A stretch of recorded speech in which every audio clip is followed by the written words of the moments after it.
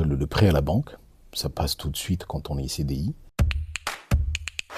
Au fait, j'ai été intérimaire et je suis arrivé à la fin de mon contrat d'intérim. À l'époque, on m'avait proposé deux sociétés différentes, dont mon CDI, et c'était groupement employeur, je crois.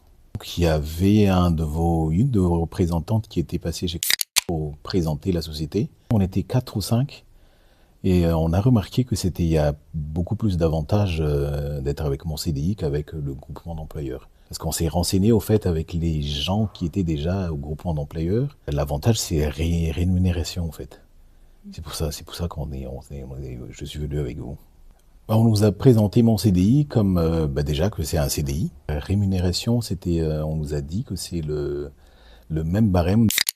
Si un jour on ne voudrait plus de nous, mon CDI va nous chercher à notre emploi au même barème que notre salaire qui était chez nous.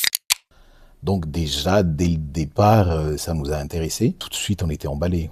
Plus l'avantage, quand on est à mon CDI, par exemple, quand il y a une révision, les intérimaires, on les appelle pas pendant 1 semaine ou 2 semaines carrément, mais les mon CDI sont tout le temps là.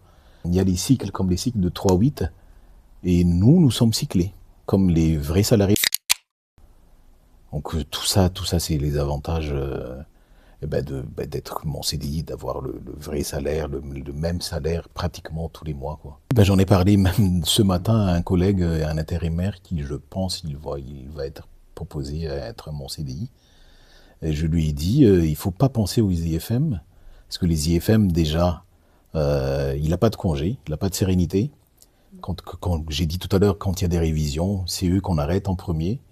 Quand il y a un surplus de salariés, c'est eux qu'on arrête en premier. Avec mon CDI, on ne nous arrête pas du tout. Et en plus, on a les congés payés, on a des avantages de CDI, quoi.